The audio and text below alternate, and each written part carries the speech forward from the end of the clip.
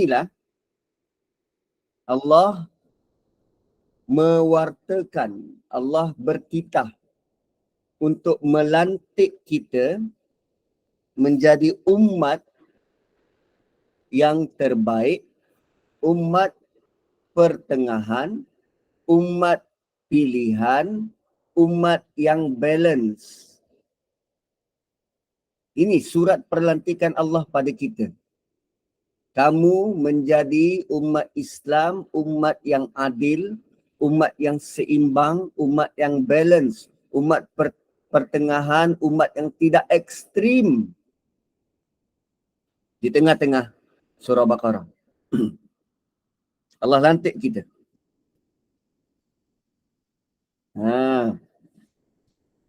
Kalau kita di awal kita bincang tentang surah Baqarah ni, okay, di awal perbincangan kita tentang surah Baqarah, kan kita bahagikan surah Baqarah kepada berapa bahagian? Siapa ingat? Cuba tengok nota yang lepas. Berapa bahagian kita bahagikan surah Baqarah? 7 ke? 7? Nak kena gigit tu. Surah Baqarah kita bahagikan kepada 9 bahagian. 9 bahagian. Kaabah, bahagian yang kelima terletak di tengah-tengah. Sekarang ni kita pada bahagian yang di tengah-tengah. Seperti mana Kaabah menjadi center, kita menjadi center kepada umat. Kita menjadi center kepada manusia. Orang yang berada di center ni perlu balance, perlu seimbang. Tidak terlalu ke kanan, tidak terlalu ke kiri, tidak terlalu ke depan, tidak terlalu ke belakang. Kita ni umat yang center. Kita ni umat yang center, umat yang berada di tengah-tengah. Dan kalau tengok pembahagian tu, mula dengan hati, diakhiri dengan doa, kemudian Nabi Adam, kemudian panduan berkaitan dengan dengan sifat dan rasa tamak, berkaitan dengan Bani Israel, kemudian tentang undang-undang, kemudian pada Nabi Ibrahim dan ujiannya, dan kemudian ujian buat umat, dan di tengah-tengah adalah tentang Kaabah. So inilah ayat yang berada di tengah-tengah surah Baqarah ayat 143. Dan jom kita lihat. So patutnya kita rasa gembira, dah sampai separuh. Ada lagi separuh ni surah Baqarah. So Allah berfirman, wa kadzalik, begitulah. Kenapa tiba-tiba begitulah? Setelah kita lalui cerita demi cerita, contoh demi contoh. Orang-orang terdahulu. Contoh Nabi Adam buat salah, bertaubat. Contoh Iblis buat salah, buat tak reti. Contoh Bani Israel yang buat salah, diberi peraturan, langgar peraturan, buat salah, tak rasa bersalah. Kemudian contoh Nabi Ibrahim, diberi panduan, diberi peraturan, dia buat dengan cemerlang. Kemudian pesan anak cucu Ibrahim melalui Nabi Yaqub, terutamanya kepada Bani Israel. Setelah semua contoh itu dibawa, maka Allah bagi tahu pada kita, begitulah. Kerana contoh-contoh itu kami datangkan, dan sekarang kamu ja'alnakum, kami telah menjadikan kamu ummatan wasatah, umat pilihan. Wasatah maksud asal dia ialah tengah-tengah. Tengah-tengah wasatah ni. Tapi wasatah juga bermaksud terbaik. Terbaik. Kalau kita makan makan kuih tart. Kuih tart tu kan, tart telur. Dekat mana yang paling sedap dalam kuih tart tu? Kat tengah-tengah dia. Inti dia tu berkumpul di tengah-tengah. Sama juga kita makan roti. Bukan kita makan roti. Anak-anak kita makan roti. Roti 4 segi tu kan. Kat mana selalunya yang dia makan? Dekat tengah-tengahnya tu. Yang dekat area putih tu, yang hitam-hitam kat tepi tu, dia tak makan. Sedangkan itulah sumber protein yang tinggi. Tak, dia tak makan yang situ, dia makan yang sedap. Dia makan yang di tengah-tengah. So wasata bermaksud terbaik. Dahulu kerajaan kita pernah mendatangkan konsep wasatiyah.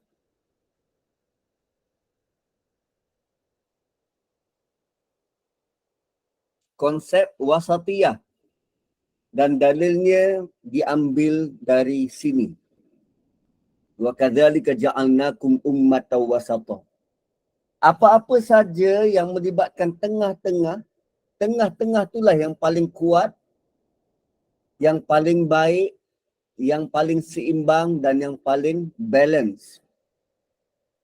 Di tengah-tengah. Dan sangat banyak penafsiran tentang ummatan wasata ni. Sangat banyak. Boleh buat PhD tentang ummatan wasata ni. Sebab umat Islam adalah umat yang paling baik dari dulu sampai sekarang. Malah kita terpilih untuk mengikut arahan Allah. Kita terpilih tu pertama untuk mengikut arahan Allah dan kerana kita mengikut arahan Allah. Sebab tu kita terpilih.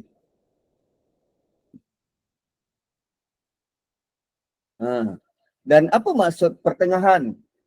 Duduk di tengah-tengah antara perkara yang melampau, too extreme. Antara perkara ekstrim yang pernah disebut dalam surah ini adalah pada ayat yang ke 30 kot ke 39, 38. Ni ada dua perkara ekstrim yang Allah sebut dalam 38 ini. Khaufun dan yahzanun. Khaufun ketakutan, yahzanun kesedihan. Ini adalah dua sifat yang melampau. Takut sampai tak boleh nak buat apa, sedih sampai bungkam, rasa hilang jati diri. Tu, dua sifat ekstrim. Dan Allah kata siapa yang mengikuti petunjukku, dia tidak dikuatiri rasa takut ke atasnya dan dia tidak akan bersedih berpanjangan. Dua sifat ekstrim Allah sebut. So, sekarang kita dilantik menjadi umat wasata. Umat yang di tengah. Umat yang terbaik. Kan, between two extreme, antara dua kepentingan. Kita boleh balance antara kepentingan peribadi dan kepentingan masyarakat. Tidak terlalu melebihkan diri sendiri hingga melupakan tanggungjawab pada masyarakat. Juga tidak terlalu lebihkan masyarakat hingga lupakan kepentingan diri. Sebab dunia ini pasti akan membawa kita, mengheret kita kepada ekstrim dan melampau. Contoh, cuba tengok, kaji latar belakang CEO, pemilik syarikat besar dalam dunia. Okay, kaji pemilik syarikat besar dalam dunia, rata-rata dia boleh membangunkan syarikat dia.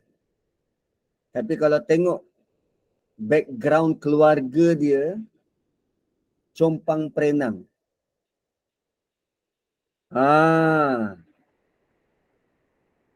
Antara keluarga dan kerjaya, mana nak dilebihkan?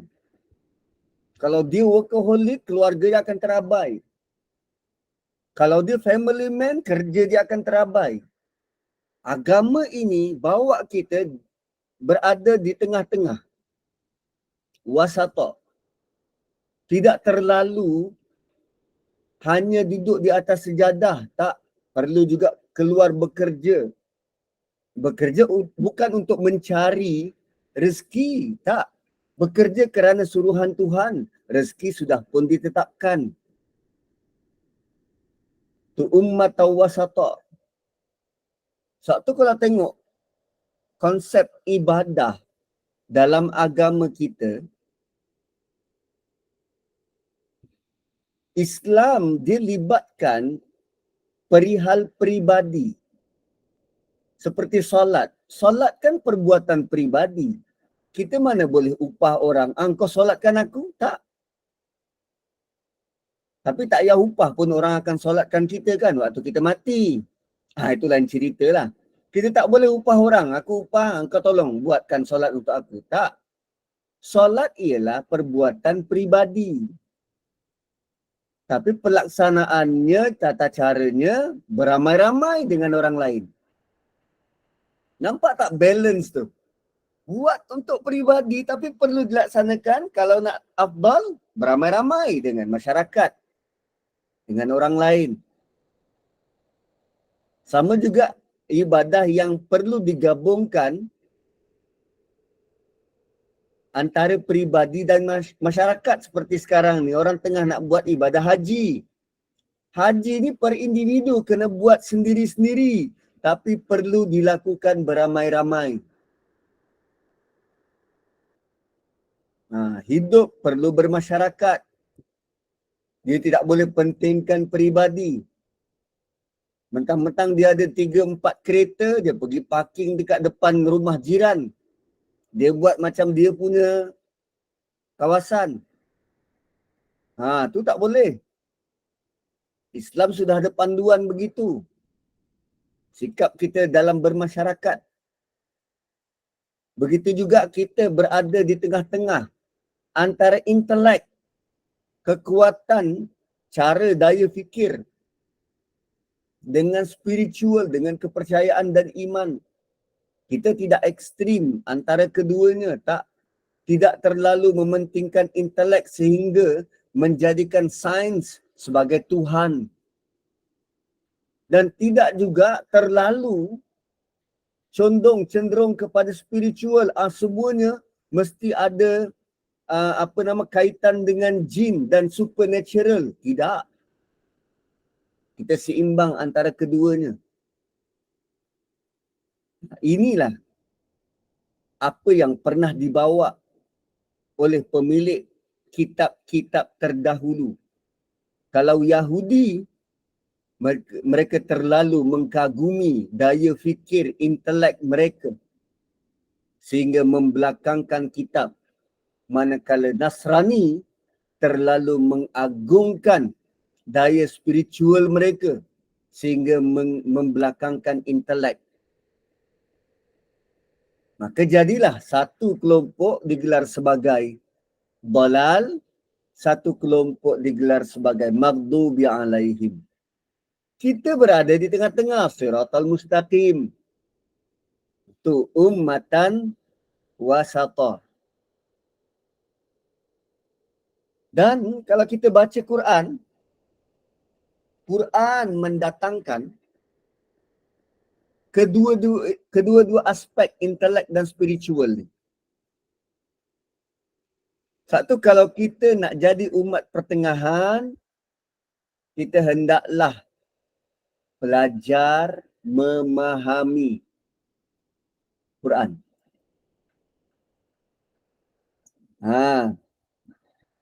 Pertengahan juga bermaksud balance antara ilmu dan tindakan. Antara ilmu dan tindakan.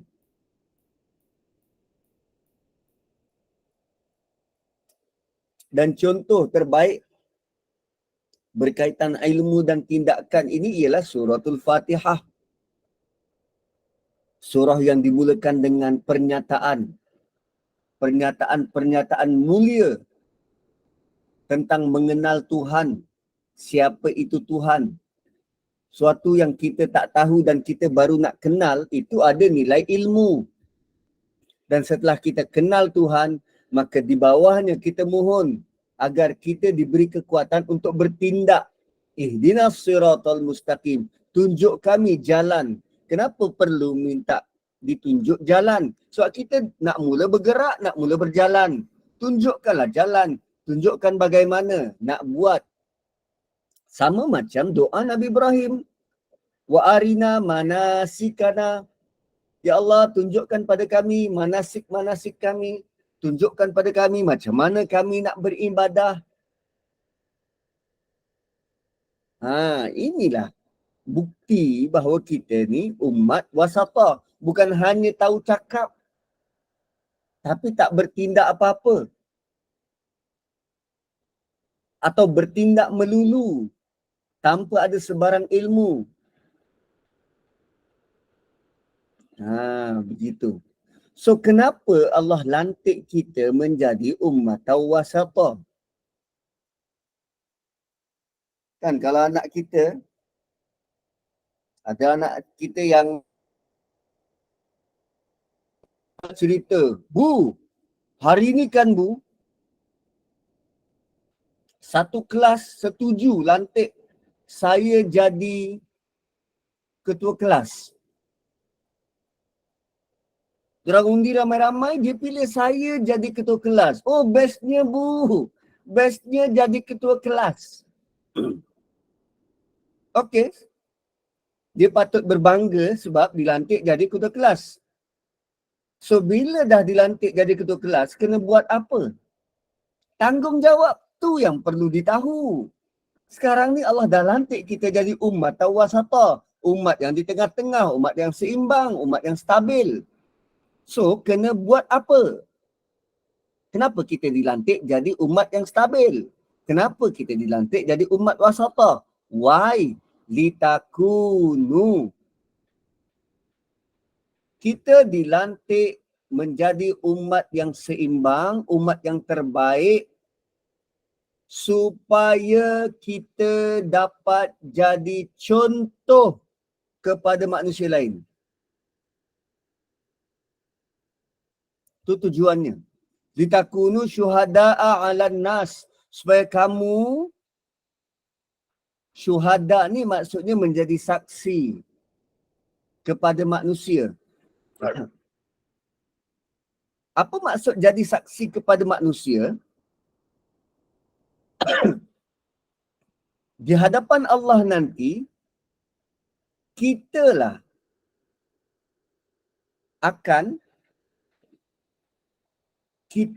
bertanggungjawab untuk menyatakan apa yang manusia itu buat elok atau tak elok.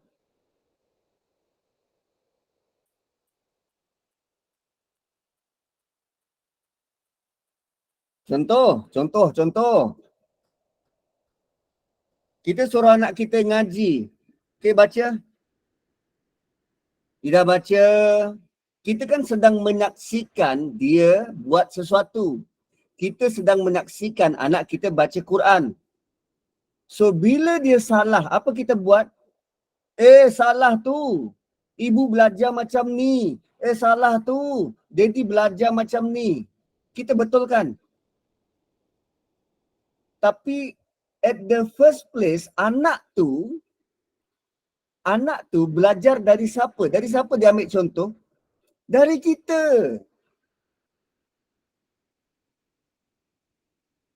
Tak mungkin anak tu nak datang belajar mengaji kalau dia tak tengok kita melakukan perbuatan mengaji, baca Quran itu sebagai tindakan harian. Tak mungkin.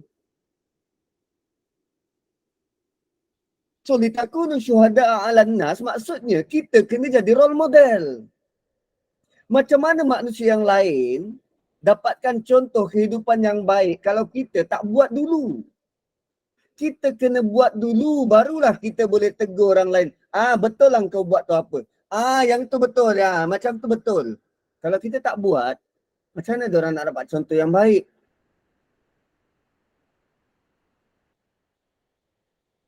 Ini kalau kita pun mulut sama, puaka, duk kutuk orang tu, kutuk orang ni, kutuk Yusuf Qardawi. Orang tu dah mati. Kau pergi kutuk dia. Kan? Dia tak boleh nak bela diri dia. Kita tak belajar ke dengan surah Humazah, Lumazah. Wailul likulli humazah lumazah.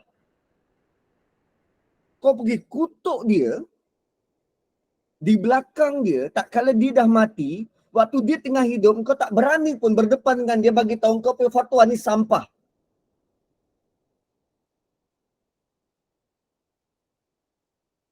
Why? Kenapa bagi contoh yang sangat tak baik pada orang lain? Why? Sedangkan Allah lantik kita jadi umat wasata, litakunu syuhada'a 'alan nas, supaya kamu boleh bagi contoh kepada orang lain. Dan inilah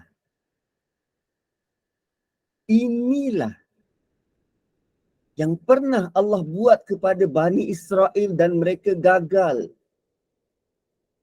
Allah jadikan kaum mereka menjadi kaum pilihan supaya mereka ikut peraturan dan jadi contoh kepada manusia yang lain. Tapi mereka gagal buat begitu. Lantas instead of Allah pilih satu kaum, Allah pilih satu umat. Tanpa mengira bangsa, tanpa mengira ras, tanpa mengira warna kulit, siapa-siapa sahaja yang beriman dengan Nabi, dengan Allah dan Rasul, dia perlu committed untuk beri contoh yang baik pada orang lain.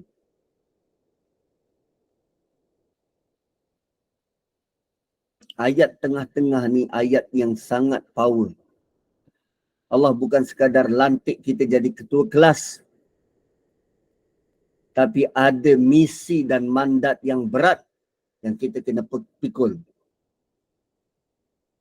Bila Allah kata litakunu syuhada'a 'alan nas, supaya kamu jadi contoh kepada manusia yang lain, maka kita juga tertanya-tanya, macam mana aku pun hidup compang perenang? Kan aku pun hidup tak tentu arah. Kan dalam satu hadis, Nabi SAW pernah bersabda, Nabi Nuh didatangkan pada hari kiamat lantas ditanya, sudahkah kamu menyampaikan? Nabi Nuh jawab, benar ya Rabb. Kemudian umat Nabi Nuh ditanya, apakah dia memang benar telah menyampaikan pada kalian? Umat Nabi Nuh jawab, belum ada seorang pemberi peringatan kepada kita. Tengok, Nabi Nuh kena tanya, engkau dah sampaikan? Nabi Nuh kata, ya, dah sampaikan. Bila Allah tanya pada umat Nabi Nuh, dia dah sampaikan pada korang? Umat Nabi Nuh kata apa? Tak ada seorang pun datang beri peringatan pada kita. Kemudian Allah tanya pada Nabi Nuh, siapa yang jadi saksimu? Allah tanya pada Nabi Nuh, siapa saksi engkau? Allah tanya pada Nabi Nuh, siapa saksimu? Tuan-tuan, kalau kita lah di tempat Nabi Nuh, kaum dia mendustakan dia. Kaum dia kata tak ada ya Allah, tak ada sebarang peringatan pun, tak ada orang pun bagi peringatan pada kami. Ini soal jawab depan Tuhan tau. Sekarang Allah tanya Nabi Nuh, siapa saksi engkau?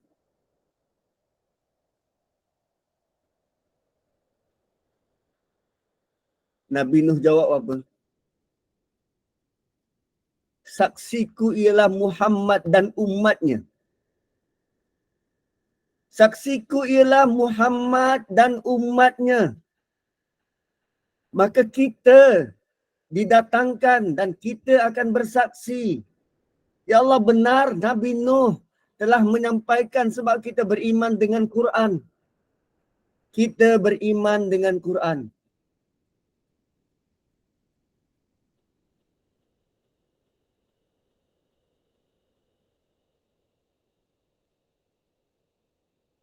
Tuan-puan, kita adalah antara juru penyelamat kepada Nabi dan umat terdahulu. Kalau Allah tanya, siapa saksimu? Dan bayangkan kalau hidup kita jauh daripada agama, jauh dari Quran, kita mungkin akan sama macam umat Nabi Nuh yang tak mengaku. Tak ada orang sampaikan kami. Tak ada orang yang beri peringatan pada kami. Tak ada. Kita lah bakal menjadi saksi pada mereka-mereka. Benar ya Allah, mereka telah menyampaikan. Kami baca surah Nuh. Kami baca pengorbanan Nabi Nuh. Kami baca kisah berkaitan Musa. Kami baca pengorbanan tentangnya.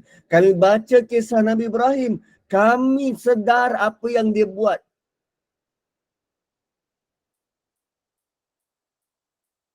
Litakunu syuhada'a 'alan nas. Kami baca kisah tentang Nabi Adam dan kami menjadi saksi. Kami menjadi saksi. Dia manusia yang baik dan telah melafazkan kalimah taubat. Bayangkan tuan-tuan, kalau Allah tanya, siapa saksimu? Tak ada siapa pun boleh terlepas. Dan just imagine kalau Allah tanya pada kita, siapa saksimu?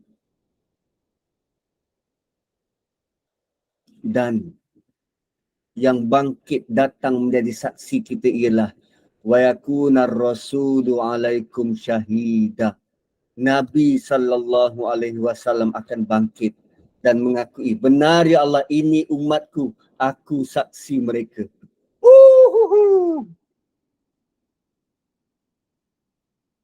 Oh.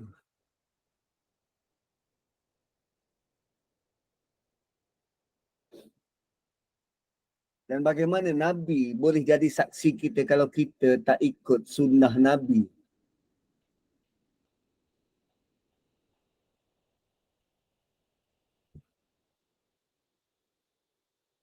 Kan? Bagaimana kita nak disaksikan oleh Nabi kalau kita tak ikut sunnah Nabi?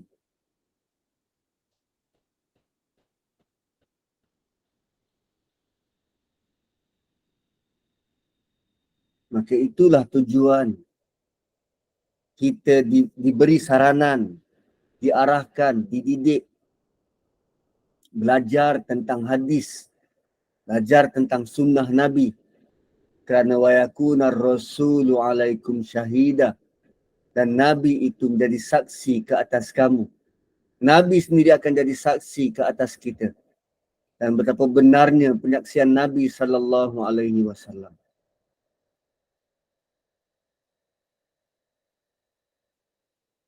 So tatkala kita makan dengan tangan kanan, Nabi Allah tanya, kenapa engkau makan dengan tangan kanan? Ini kami ikut Nabi. Siapa saksimu? Nabi sendiri mengakui benar apa yang dia buat itu betul.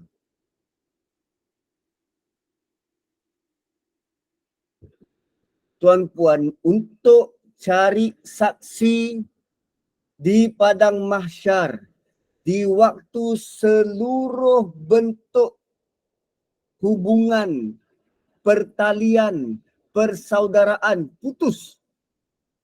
Ada anak yang lari daripada mak bapak. Ada mak bapak yang lari dari anak. Suami yang lari dari isteri, isteri yang lari dari suami. Waktu itu kita tak boleh nak cari siapa pun untuk bantu kita. Tak ada. Tak ada sebarang bantuan, pertolongan, tak ada. Masing-masing sebut nafsi-nafsi. Masing-masing selfish. Sebab nak selamatkan diri. Ada orang yang sanggup, ya Allah, tu ada mak bapak aku, masukkanlah mereka dalam neraka. Ganti sebagai ganti aku. Anak isteri aku, masukkan dalam neraka. Followers aku, masukkan mereka dalam neraka untuk tebus diri aku. Sampai tahap macam tu. Dan bayangkan bila Allah tanya, Siapa saksimu? Dan Nabi tampil untuk jadi saksi buat kita.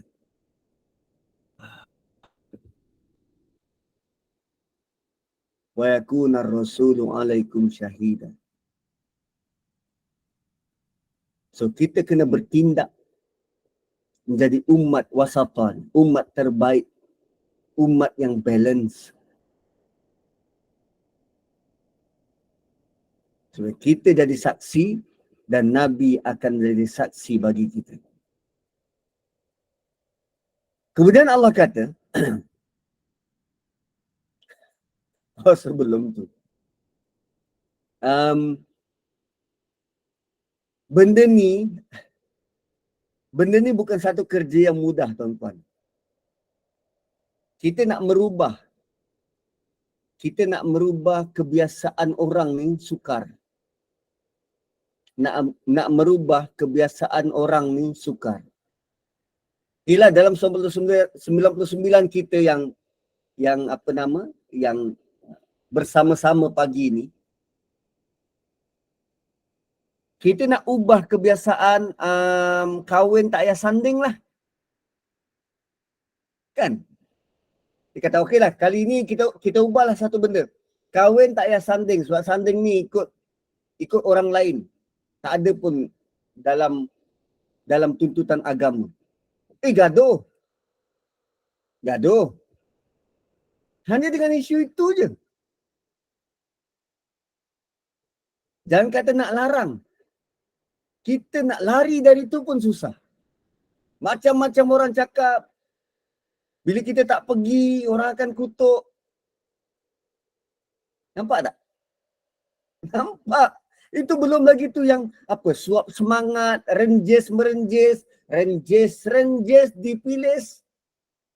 So, belum lagi tu? Belum. Kenapa nak kena renjes tu?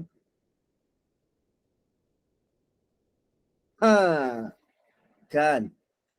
So, kita punya struggle untuk jadi umat yang sederhana, umat yang balance, umat yang terbaik ini, dia tak boleh berubah satu hari. Tak. Dia kena makan masa. Tapi konsisten. Kita takkan boleh ubah orang yang semasa.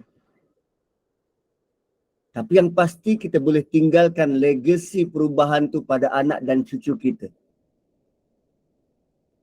Kita takkan boleh ubah orang-orang terdahulu. Atuk nenek kita, dia dah mold dalam sistem tu. Jangan perang dengan mereka, biar. Tapi generasi selepas kita. Sebab tu fungsi kita belajar untuk kita sampaikan kepada orang yang nak dengar. Dan orang yang nak dengar ni, kadang-kadang orang yang sebaya dengan kita tak nak dengar pun. Yang nak dengar siapa? Anak cucu itu pun kadang-kadang diorang menyampah nak dengar. Satu perlu datangkan dengan bentuk kepelbagaian. Ada orang tulis buku, dia tak pandai nak menyampaikan, dia tulis buku. Kalaupun tak tulis buku, dia tulis petikan-petikan. So bila orang baca, kan terdetik. Kalaupun dia tak berubah waktu tu, 10 tahun, 20 tahun, dia akan lama-lama berubah. Yang penting bagaimana kita boleh sampaikan apa yang kita faham dari Quran. Apa yang kita belajar dari sunnah. Gitu. Perubahan tu perlu.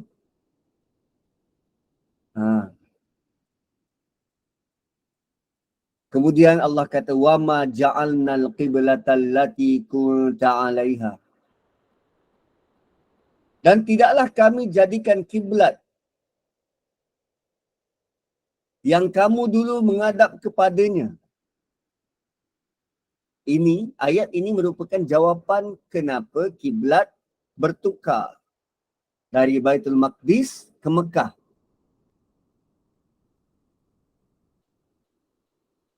Kan umat Islam waktu di awal-awal sewaktu di Mekah, mereka menghadap ke arah Baitul Maqdis. Bila pindah ke Madinah, mereka tetap ke arah Baitul Maqdis. Setelah setahun 4 bulan, setahun 5 bulan macam tu dekat Madinah, baru ditukar ke Kaabah. Dan sekarang Allah bagi tahu kenapa buat pertukaran tu.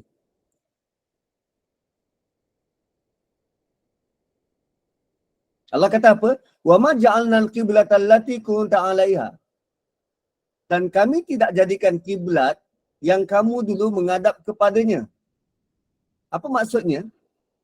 Allah tanya, bila umat Islam pernah diarahkan untuk jadikan Baitul Maqdis sebagai kiblat?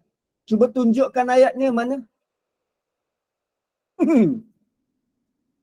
Yang orang-orang Yahudi kata, kenapa kau tukar arah kiblat? Kiblat kan kat Baitul Maqdis. Kenapa tiba-tiba tukar ke Mekah? Allah tanya balik. Cuba tunjukkan ayat mana yang kata umat Islam ni, umat wasata ni, kena menghadap Baitul Maqdis sebagai kiblat. Ada tak? Ada tak? Tak ada kan? So, kenapa nak kutuk orang baru ni tentang kiblat?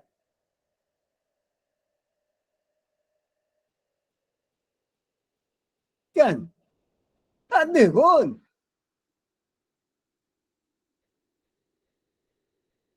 Ha. Tu wa ma ja'alna al-qiblata allati kunta 'alaiha. Tak, kami tak pernah menjadikan kiblat itu sebagai kiblat kamu. Sebelum ni tak ada.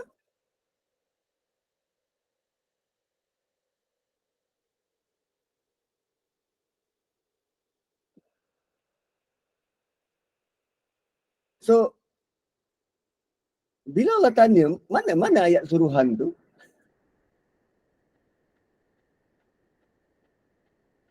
Mana ayat suruhan tu? Ada tak suruhan? Ada Quran? Tak ada. Suruhan untuk menghadap ke arah Baitul Maqdis tu dari Nabi. Dari hadis Nabi. So, arahan Nabi yang menyatakan, okey, kiblat kita Baitul Maqdis. Tak perlu sampai ayat Quran. Dan sebenarnya peristiwa semacam ini perlu sebab ada orang yang menolak apa saja yang datang dari Nabi. Dia kata kita tak perlu pada hadis Nabi, kita hanya perlu pakai ayat Quran. Sedangkan banyak arahan datang dari Nabi SAW. Seperti mana kiblat ni. Kalau dia kata, oh kita kena ikut Quran saja. Okey.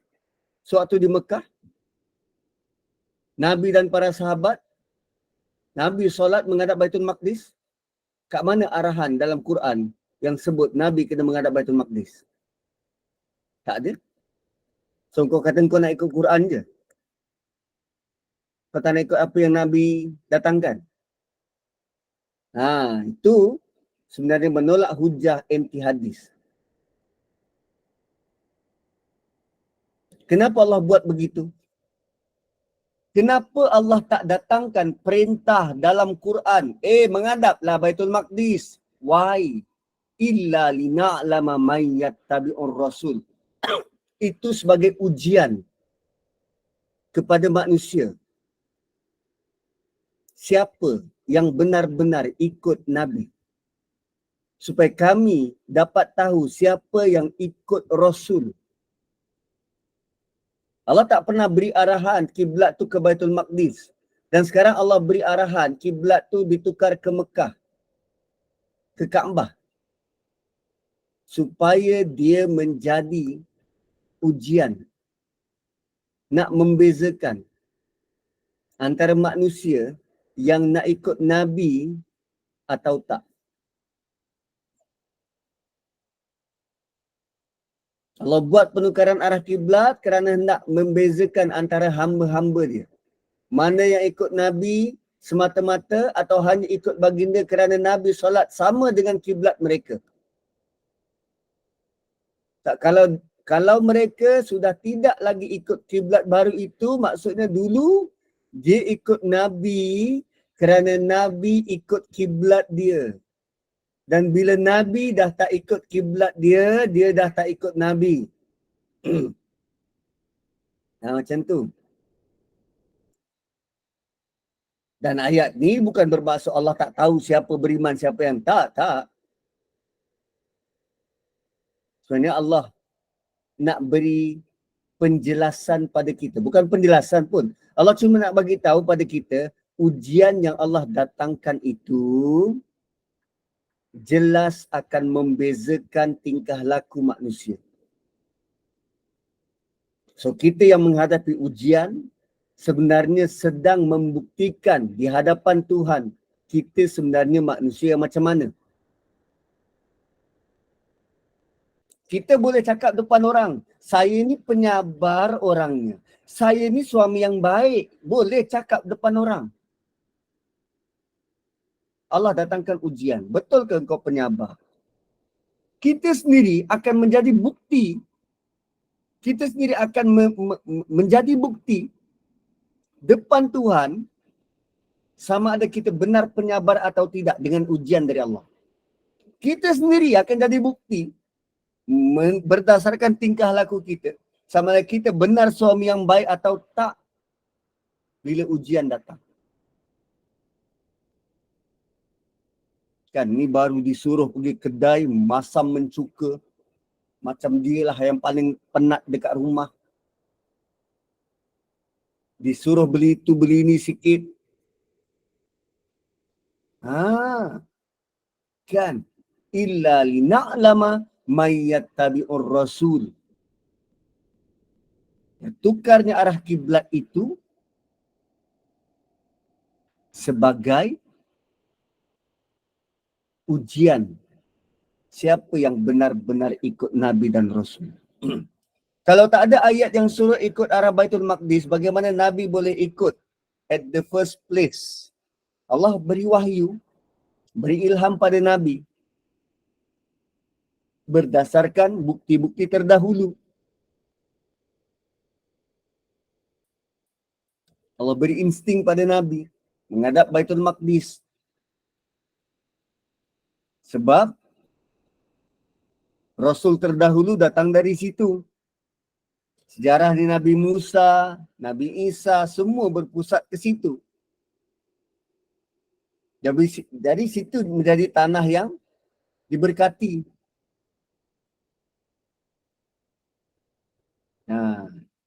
Namun tak ada ayat Quran yang sebut tentang kiblatmu ke sana. Tak.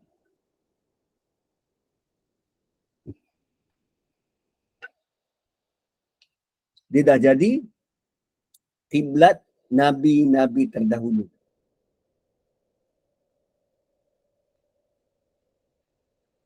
Dan bila Allah sebut illa lina'lama may yattabi'ur rasul,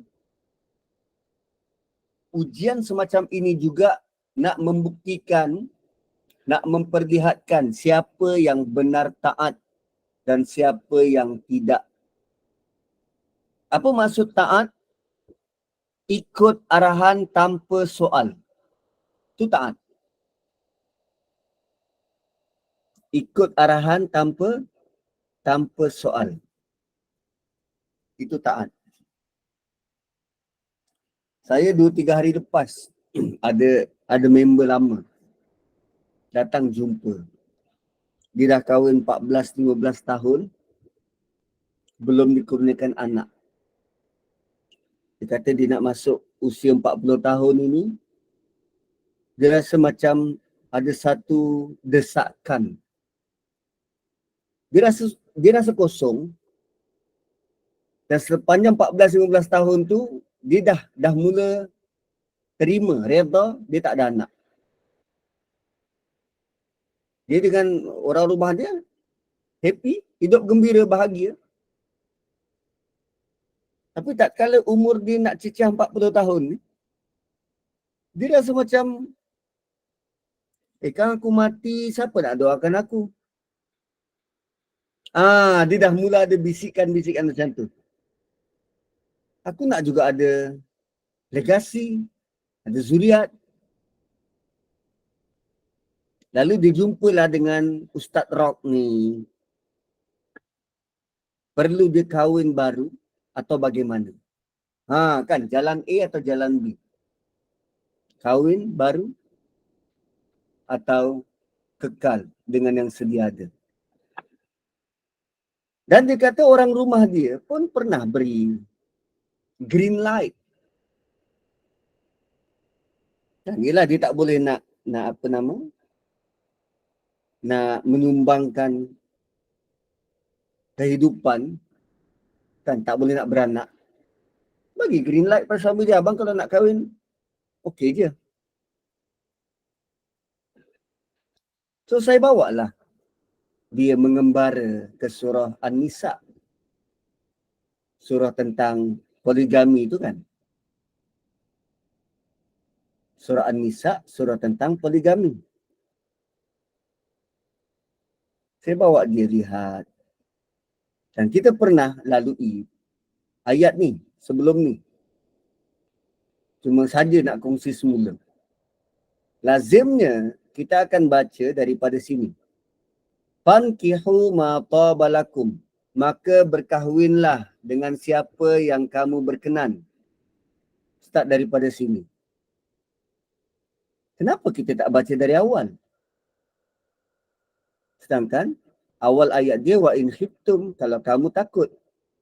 Sini fankihu, maka berkahwinlah. So saya cakap dengan dia, kita orang beriman ni hidup, kita ada dua matlamat. Kita ada dua tugas. Pertama, bagaimana kita boleh bina hubungan berterusan dengan Allah. Kedua, bagaimana kita boleh bina hubungan yang baik dan akrab dengan manusia.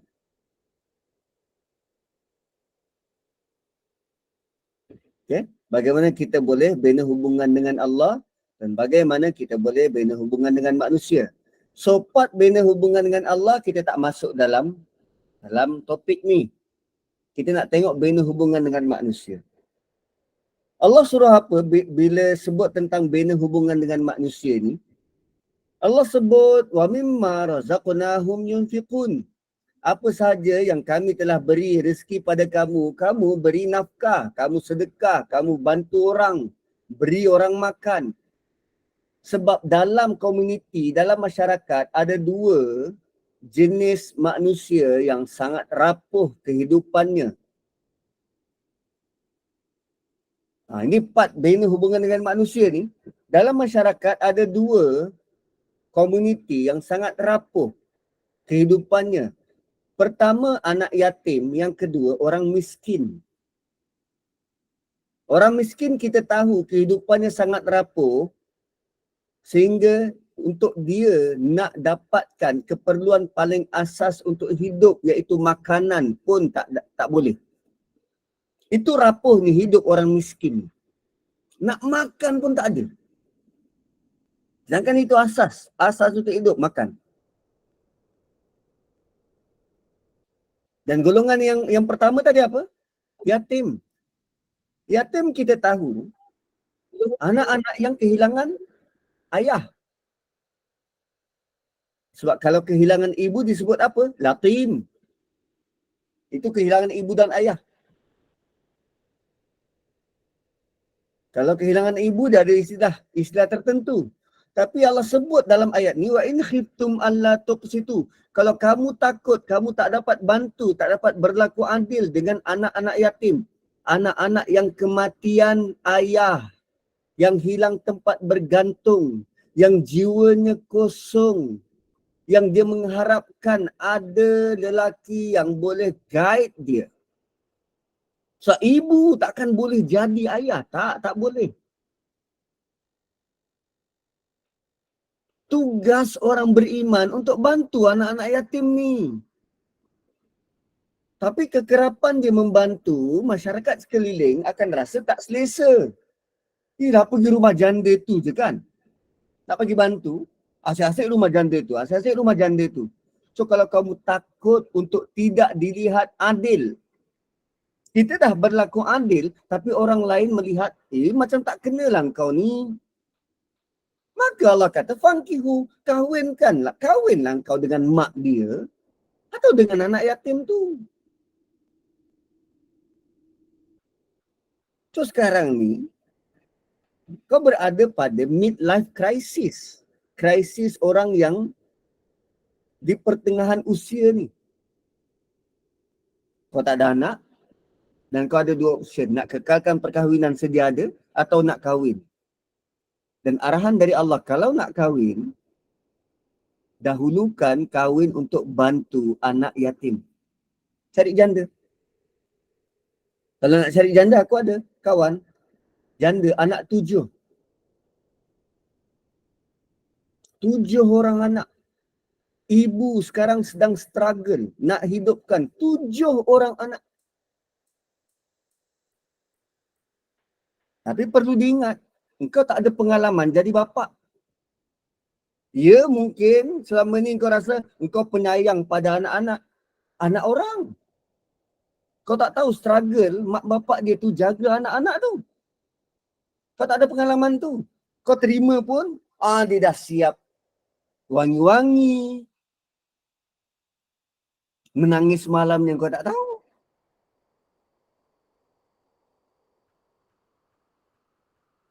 Dan kau kena start balik untuk bina hubungan dengan bakal isteri yang kau tak tahu latar belakang dia. Yang ni kau dah bina 14 tahun. Kau tahu latar belakang dia. Dengan keluarga dia. Ni keluarga lagi satu.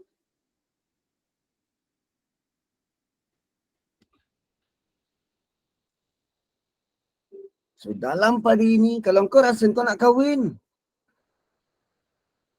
Quran menyarankan kau bantu anak yatim. Itu saranan dari Quran. Saranan dari Quran sebagai bukti yang kau kahwin baru ni bukan kerana nafsu. Tapi kerana Tuhan. So Allah nak kita bantu anak yatim. So, kalau selain daripada saranan ni, itu kerana nafsumu.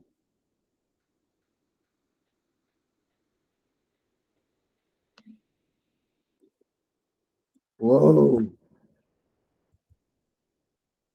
Sekarang pilih antara dua. Dua-dua ada risiko.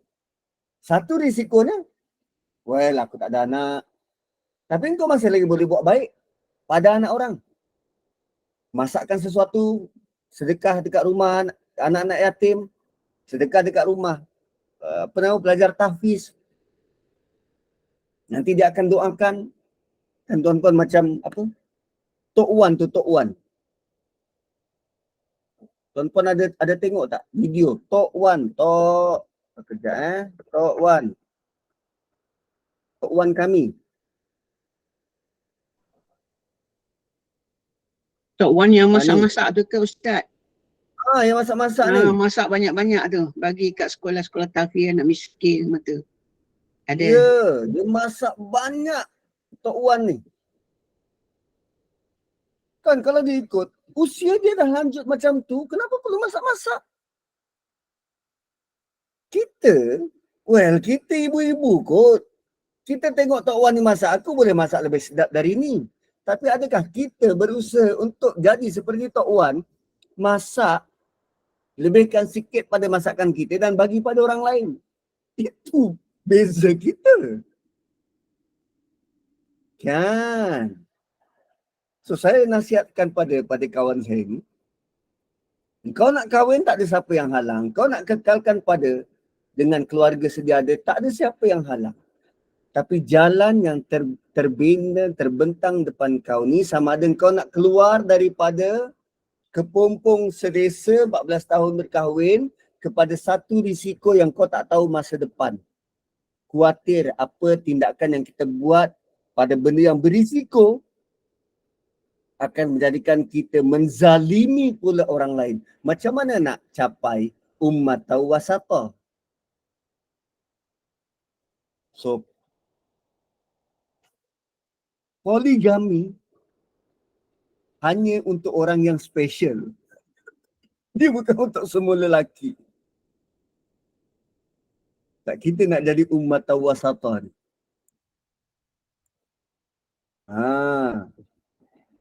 So nanti boleh layan video Tok Wan. Masak sangat baik. Kita cemburu dengan kebaikan dia. Kita cemburu dengan kebaikan dia. Gitu.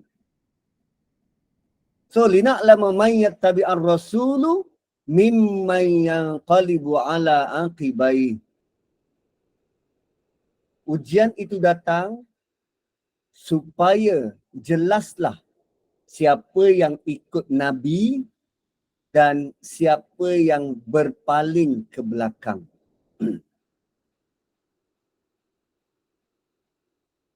Siapa yang ikut, siapa yang berpaling. Kalau konteks sewaktu itu, ada dua golongan yang diuji. Pertama, orang-orang Mekah. Orang-orang Mekah diuji, dia tinggalkan Mekah ke Madinah. Mereka diuji membelakangkan Kaabah.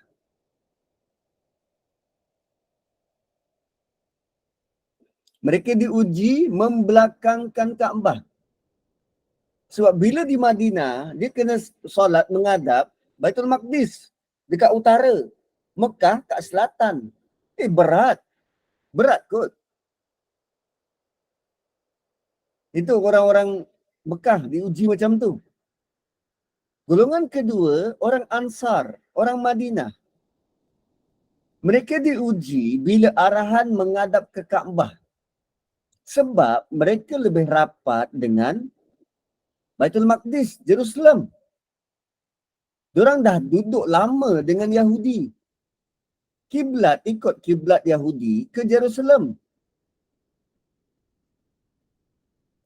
Seorang waktu tu benar-benar diuji dan nak buktikan siapa yang taat kepada perintah Allah. Sama ada keinginan kita nak menghadap ke satu tempat tu lebih penting atau arahan Allah tu lebih penting.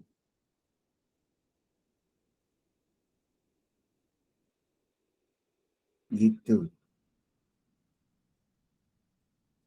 So, kita pula pada zaman ini,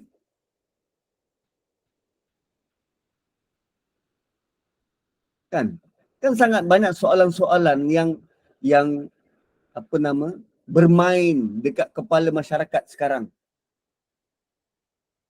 Kenapa kena potong tangan? Tu Hajar Aswad tu. Kenapa ada kat situ? Tak kejam sangat ke potong-potong tangan ni? Rejam. Kenapa rejam? Ayat dari Allah senang dia. Illa lina'lama may yattabi'ur rasula mimman yanqalibu ala aqibai. Arahan ini dibuat untuk buktikan siapa yang ikut Nabi atau siapa yang nak berpaling. Dalam konteks yang lebih luas ialah ujian kepada kita sama ada kita taat pada perintah Allah dalam segala hal atau sebaliknya.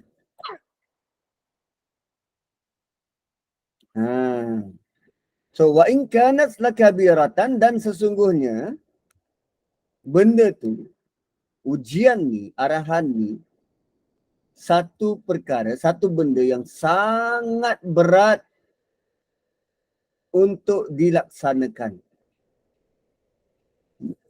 Tukar arah kiblat ni berat, tuan-tuan. Berat. Kan? Tukar fokus ni berat. Sama macam kalau kita kata, tuan-puan pergi kerja, jangan fokus untuk cari rezeki. Tuan-puan pergi kerja, jangan fokus untuk cari rezeki. Hidup kita ni jangan fokus untuk cari rezeki. Ubahlah fokus untuk cari akhirat. Kalau buat pernyataan terbuka macam tu, dekat mana-mana media sosial, tunggu kecaman. Boleh buat personal eksperimen. Letak dekat Twitter. Hidup kita ni jangan fokus untuk cari rezeki. Buat pernyataan macam tu, tengok siapa yang bersetuju, siapa yang tak. Kecaman bertubi-tubi. Kan? Benda tu berat. Nak ubah fokus, ubah arah ni berat. So, kita kena ada semangat yang kuat. Benda tu berat nak dipikul. Illa 'alal ladzina hadallah. Melainkan orang-orang yang mendapat hidayah Allah. Wa ma kana Allahu liyudhi'a imanakum. Dan Allah tidak mensia-siakan iman kamu. Apa maksudnya ni? Allah tak siakan iman kamu. Tuan-puan, mereka berada di Mekah berapa tahun dah? 13 tahun. 2 tahun berada di Madinah, tukar arah kiblat. Seorang orang beriman tanya, habis solat kami sebelum ni macam mana? Solat kami sebelum ni macam mana? Allah jawab, wa ma kana Allahu liyudhi'a imanakum. Allah tidak sia-siakan iman kamu. Allah tidak sia-siakan solat kamu. Solat kamu sebelum ni diterima, diiktiraf, jangan risau. Solat tu tidak sia-sia. Iman dekat sini bermaksud solat. Iman di sini bermaksud solat. Dan bayangkan tuan-puan, Allah tunjuk pada kita nilai solat tu dengan menggunakan kalimah iman. Itu nilai besarnya solat. Begitu penting solat, sehingga solat itu menjadi kayu ukur nilai kekuatan iman.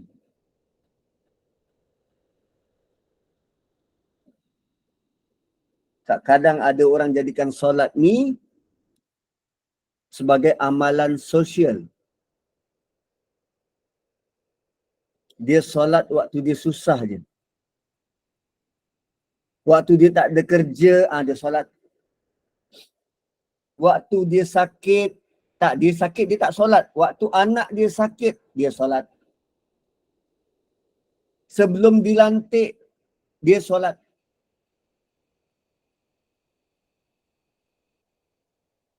Waktu dia tengah sukar, terhimpit, dia solat. Tapi bila dia lapang, tengah kaya, solat pun mula jarang-jarang. Alasannya apa? Kami busy. Sibuk. Meeting sana sini. Jadual disusun harian tu, jadual harian disusun, dia tidak berpaksikan waktu solat. Zuhur asar dilanggar.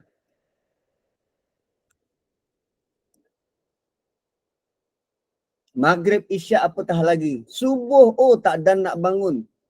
Semalam meeting sampai jam 3 pagi. Antara bukti lain, apa yang kita buat melanggar, tidak mengambil kira waktu solat ialah pertandingan-pertandingan. Contoh, lawan bola. Lawan bola. Pukul berapa? Biasanya lawan bola ni?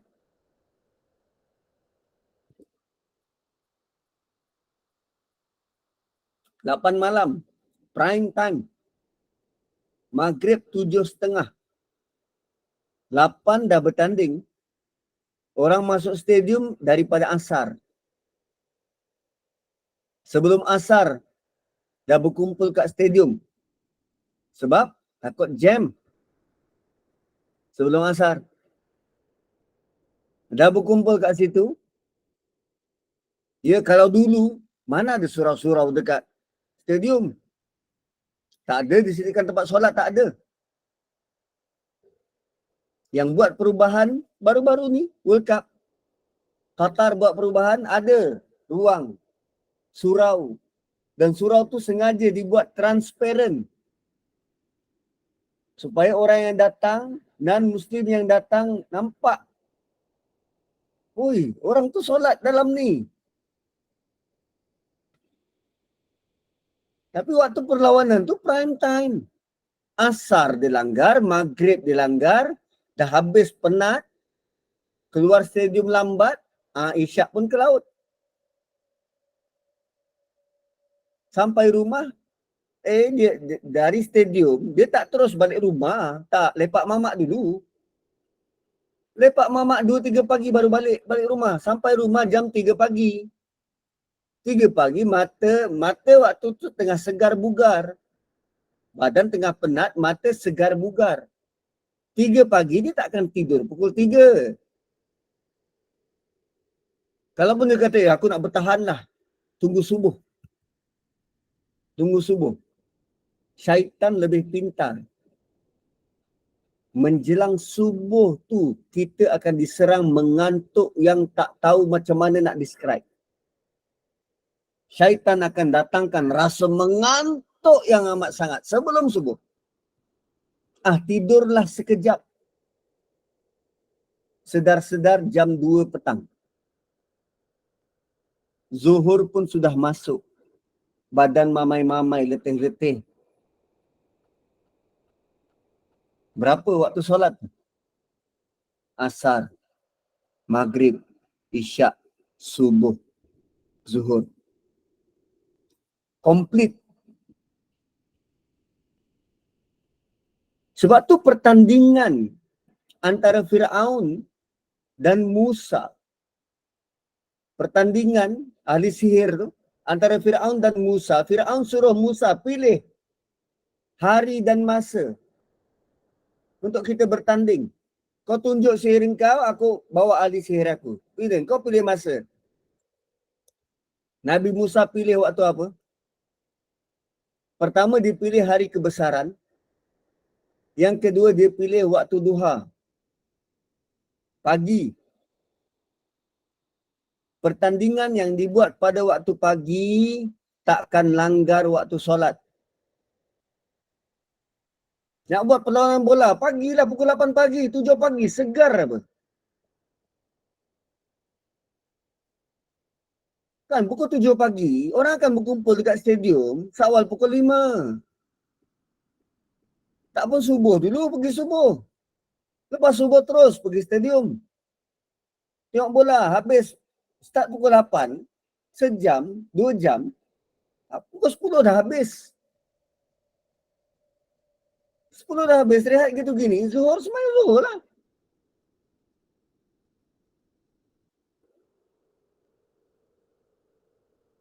Tapi Menteri Belia dan Sukan ada fikir macam tu? Tak ada? Ikut. So, wa ma kana Allah liyudhi'a imanakum. Allah tidak akan mensia-siakan cara kamu bertindak, ibadah kamu, selagi mana hadallah tu, kamu dapat ikut hidayah Allah. Innallaha bin-nasi laraufur rahim. Dan Allah kata sungguh Allah terhadap manusia terutamanya sangat rauf. Rauf ni apa? Dia macam ni. Bila kita lihat daripada atas, dia ada unsur-unsur sukar nak berubah. Ada unsur-unsur yang berat. Kita jadi umat pertengahan. Kita jadi, bila kita diangkat jadi contoh, berat kot tanggungan tu. Semua orang disoal. Jangan risau. Semua orang disoal. Menteri ke tak menteri ke, yang mengundi dia ke tak mengundi dia ke, semua akan disoal. Jangan risau. So, bila kita jadi contoh, kan berat. Berat. Kita akan mengalami kemurungan start daripada baca ayat ni. Alamak, aku jadi contoh ke? Macam mana ni? Dah lah selama ni aku kan tak ketahuan hidup. Kan suami pun suami yang so-so je, jadi isteri pun isteri yang so-so je. Semana ni? Allah tutup ayat ni dengan innallaha bin-nasi lara'uf. Bukan Allah tak tahu tentang keupayaan kita.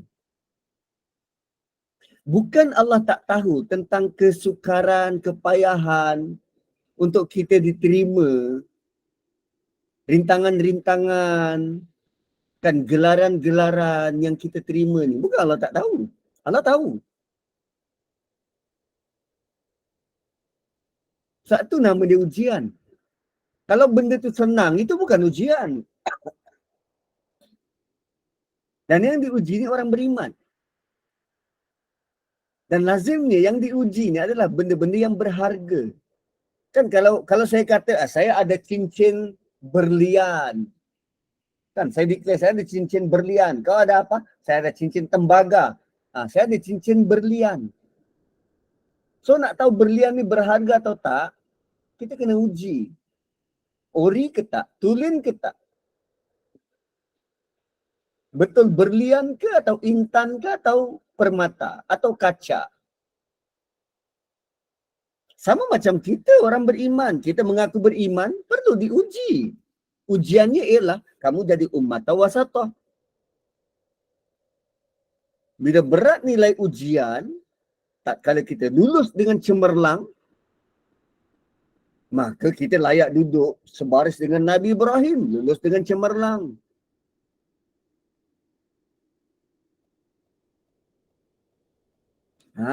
Maka Allah uji orang yang beriman ini sebab Allah nak tengok nilai iman kita. Jangan pernah takut, jangan pernah lelah dengan ujian. Ra'uf ni lembut, penyayang. Bayangkan ujian berat di atas tu, Allah kata apa? Allah terutamanya dengan manusia, Allah sangat penyayang. Jangan risau, Allah sangat penyayang. Kalau kita tengok kertas exam tu, ni persoalan punya susah. Tapi kita tengok cikgu yang sedang datang menuju pada kita, cikgu yang terkenal dengan lembut dan kasih sayang.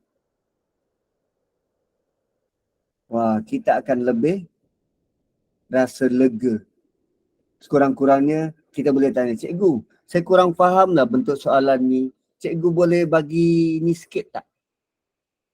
Ada hint sikit tak? Saya bukan tak tahu, tapi saya tak tahu macam mana cara nak jawab. Oh ini, kamu jawab yang ini dulu, kemudian jawab yang ini, kemudian jawab yang ini. Dia tak bagi tahu jawapan, tapi dia bagi tahu cara.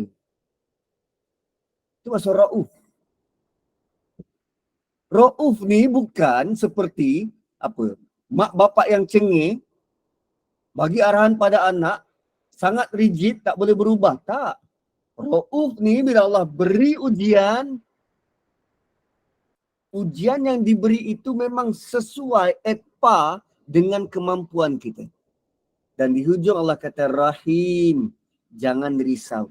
Sifat Rahman dan Rahim Allah ni sangat tinggi. Dan Rahim itu adalah apa saja bentuk kemudahan, kesenangan, kenikmatan di akhirat kelak. Allah tutup ayat ni dengan kenangkan rahmat Allah nanti di akhirat buat orang-orang mukmin, khusus untuk orang-orang mukmin. Dan semoga kita mendapat rahim dari Allah di akhirat kelak. So, basically ayat ni disimpulkan begini. Kita sebagai umat akhir zaman ini, kita ada kelebihan.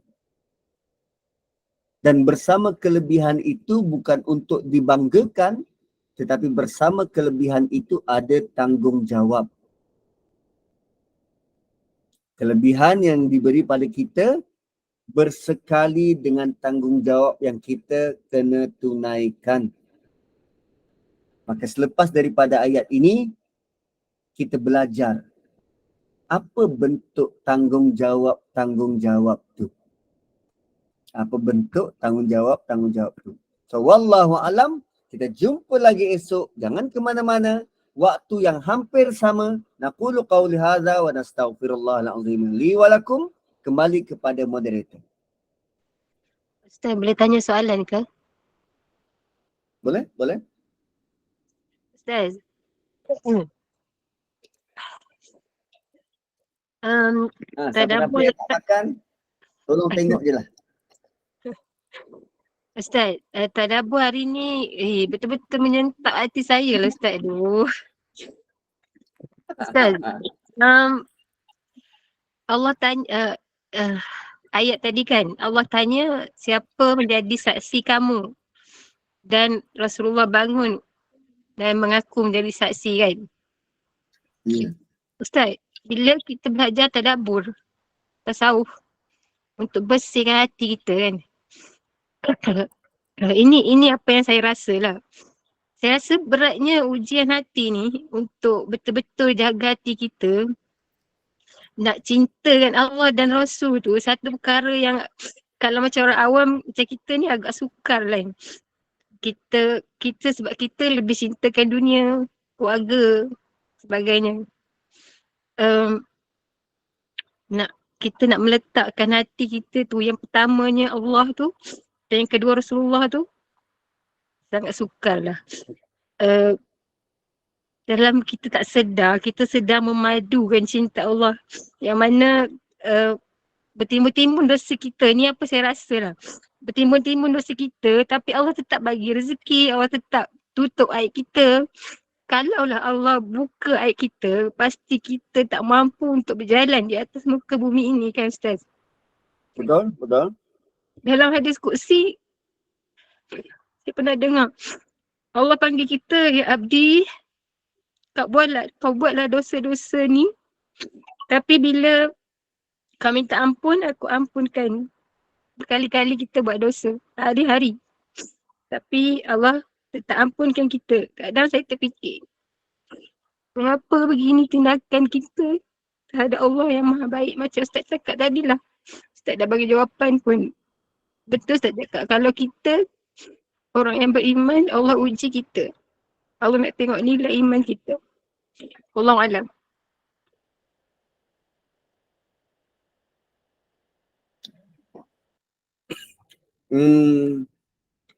Okey, saya respon sikit.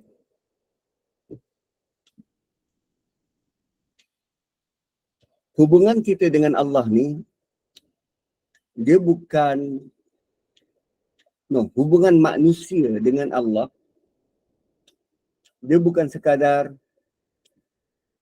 kita dapat arahan, buat. Tak, dia sangat banyak dimensi. Dan manusia ni sangat pelbagai. Kalau kita beri nilai, benda yang paling sakit yang kita boleh gambarkan. Okay? Benda yang paling sakit yang kita boleh gambarkan adalah bentuk kesakitan yang kita lalui. Mungkin patah tangan, aksiden mungkin.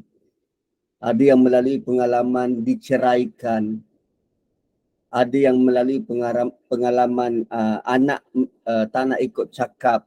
Ada melalui pengalaman putus cinta. Bentuk-bentuk kesakitan.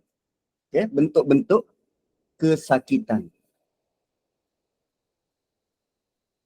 Itu apa yang manusia boleh gambarkan. Benda ni kita lalui sakit. Tapi rupanya ada kesakitan yang paling besar. Kesakitan yang tidak bertepi. Kesakitan yang tidak bertepi ialah bila Allah sudah tidak peduli pada kita. Itu kesakitan yang tak terungkap. Bila kita rasa kita betul, kita tak nak kembali pada Tuhan dan Allah biarkan kita tenggelam dengan nikmat, dengan idea kita. tanpa Allah sudi nak beri peringatan supaya kita kembali. Kesakitan yang paling perit ini digelar sebagai istidraj. Istidraj. Macam mana nak sedar? Kita tenggelam dalam nikmat. Dalam masa yang sama kita lupa Tuhan. Allah buka seluruh pintu. Wa fatahna abwabas sama'i wal ard. Allah buka pintu langit dan pintu bumi untuk beri pada dia kecuali dua pintu. Pintu rahmat dan pintu berkat. Semua pintu Allah buka. Qarun contoh istidraj. Fir'aun contoh istidraj. Dia kaya raya, dia berkuasa, apa dia buat semua dapat, apa dia nak semua dapat, dia sihat, semua dia dapat. Tapi satu dalam hati dia tak ada, Tuhan. Yang dia dapat di mana? Pada level dunia je. Menariknya, dia juga penat macam kita, dia juga sedih macam orang lain, dia juga berpeluh macam kita. Cuma pada level istidraj, dia rasa dunia ni milik dia. Itu kesakitan yang sangat, yang tak bertepi. Yang tak bertepi.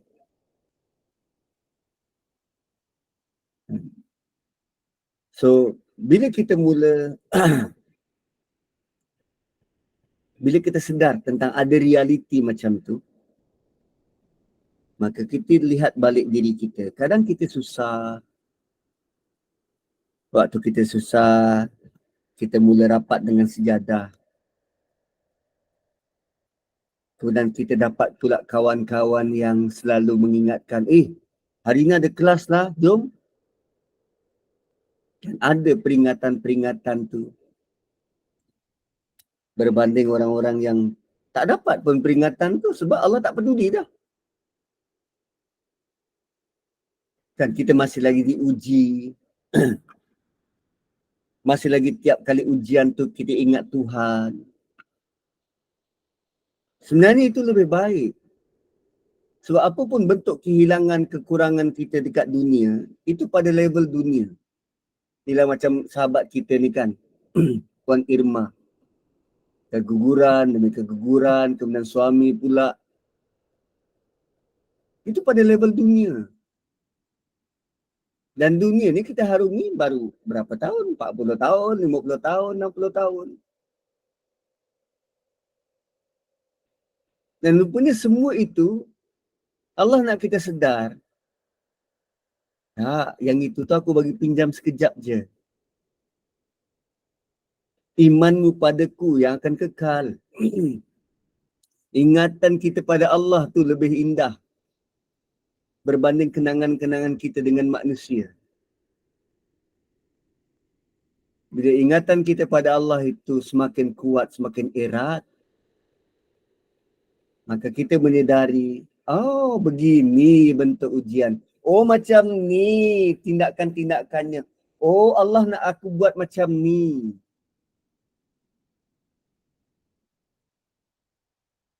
Kan?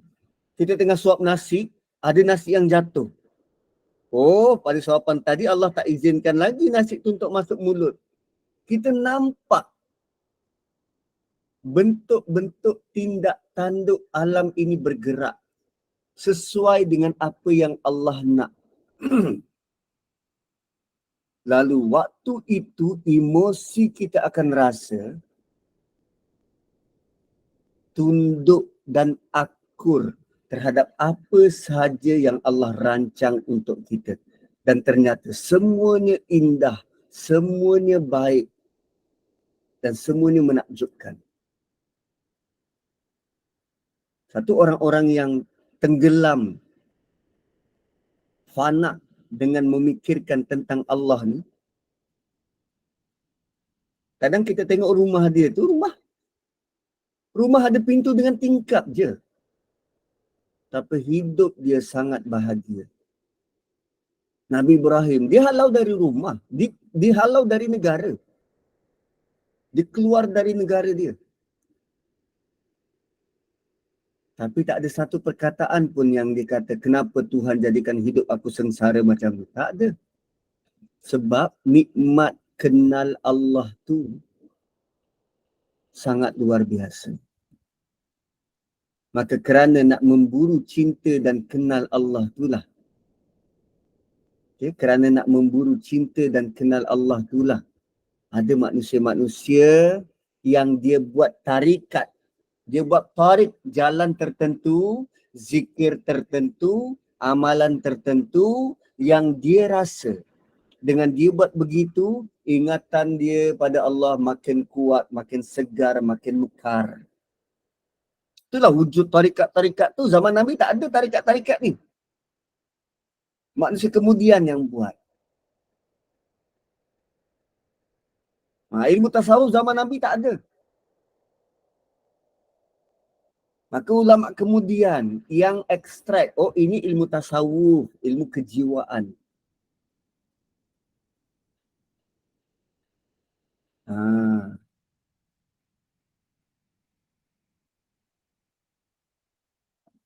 Kenapa ilmu yang wajib belajar tak termasuk hadis, tauhid, fiqah, tasawuf?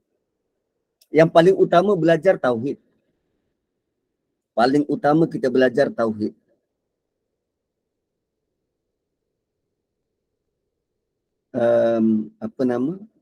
Sebab dengan kita belajar tauhid, kita sebenarnya nak kenal Tuhan. Nak kenal Tuhan. Tapi bila kita baca Quran dan hadis untuk kenal Tuhan, rupanya cara kenal Tuhan tu berbeza dengan cara manusia menggambarkan begini kenal Tuhan.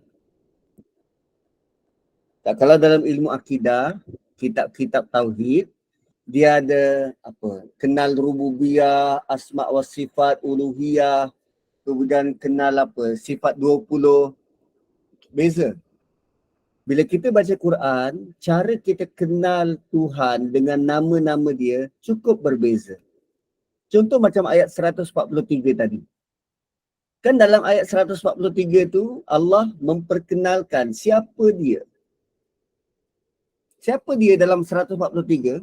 Dia ialah Tuhan, Allah, yang memberi kita ujian tapi dalam masa yang sama berada di situ untuk menempuh ujian itu bersama-sama dengan kita.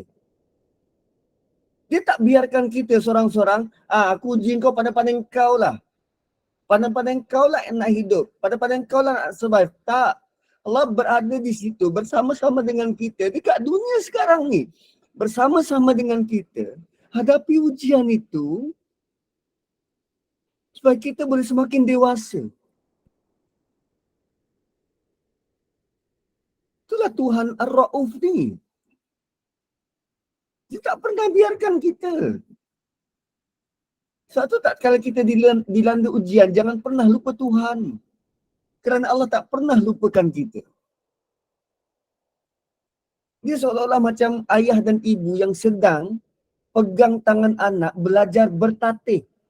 Bertatih tu ujian untuk manusia. Manusia-manusia kecil nak belajar berjalan. Berjalan tu untuk kebaikan siapa? Untuk kebaikan baby tu. Apa manfaat yang mak bapak tu dapat? Tak ada pun. Tapi mak bapak tetap committed. Beri perhatian, bantuan. Belajar bertatih. Begitulah Tuhan dan Allah punya kasih sayang lebih dalam dari itu. Lebih dalam dari itu.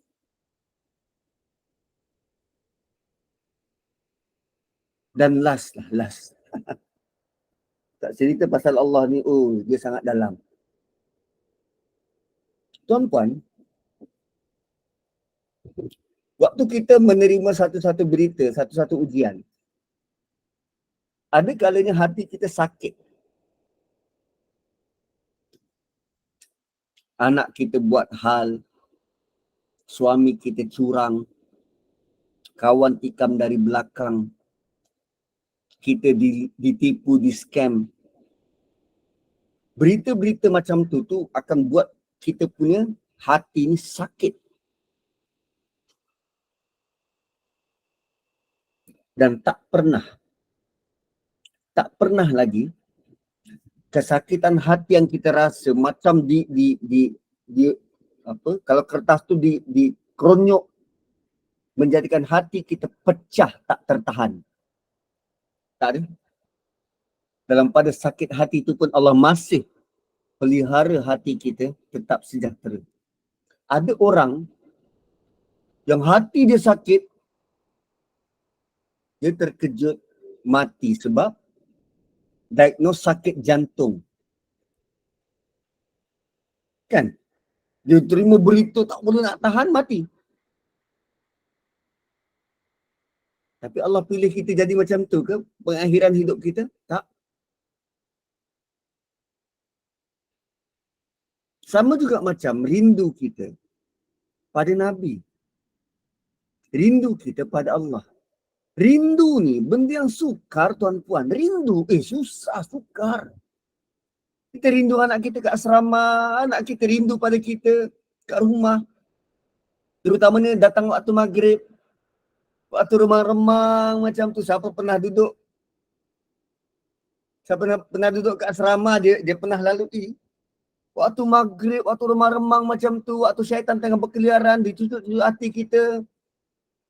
Rasa rindu ni berat. Dan tak pernah lagi punya saking rindunya kita, Allah biarkan hati kita musnah dan hancur di mamah kerinduan tu. Tak. Allah masih lagi pelihara hati itu. Dan Allah masih lagi pelihara supaya kita kekal sejahtera. Itu kasih sayang Tuhan.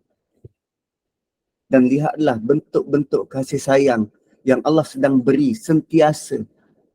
Kita kena lihat dengan sedar. Ya Allah bagi aku ni.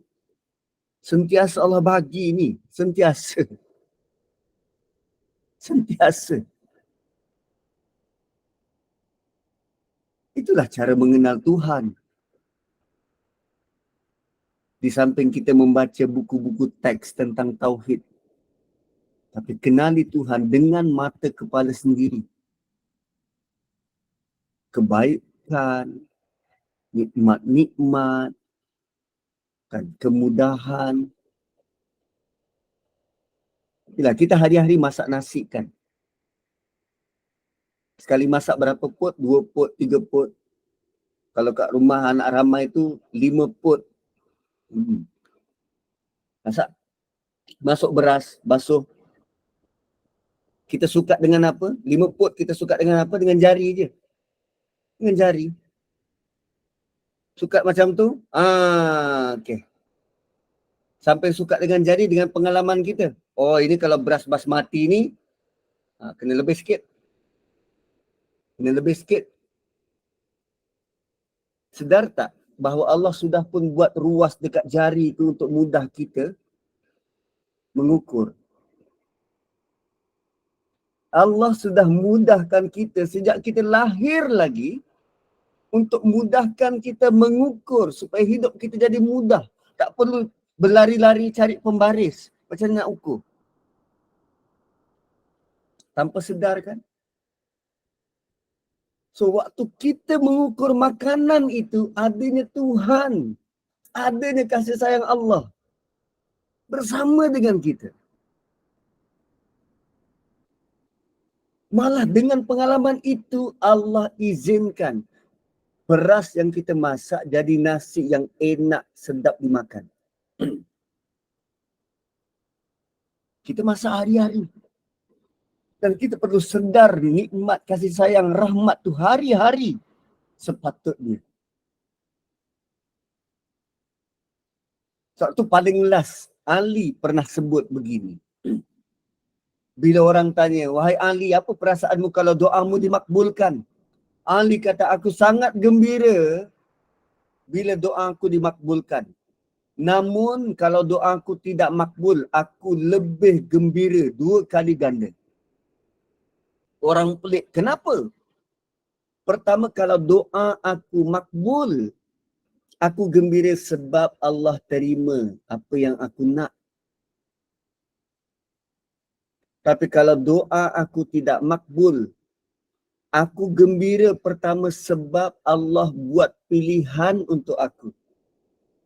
Dan yang kedua, Allah pelihara aku daripada bahaya yang aku tak tahu. 2 kali aku gembira. So, bila kita kenal Allah, kita akan nampak jelas tindak tanduk apa yang berlaku dekat dunia ni semua untuk kebaikan kita. Wallahu a'lam. Alhamdulillah, Masya Allah. Kita tutuplah Ustazah. Alhamdulillah, barakallah fikum, jazakumullah khairan jazak Ustaz. Diharap dengan perkongsian hari ini, tadabbur hari ini dapat memberi ibrah dan membuka hati kita lah, berbekas di hati kita. Selepas ini saya nak pergi cari twisty Ustaz. Saya rasa lega sikit sebab kan Ustaz tunjuk twisty tadi, Masya Allah. Mudah-mudahan bertambah kefahaman kita dalam urusan agama.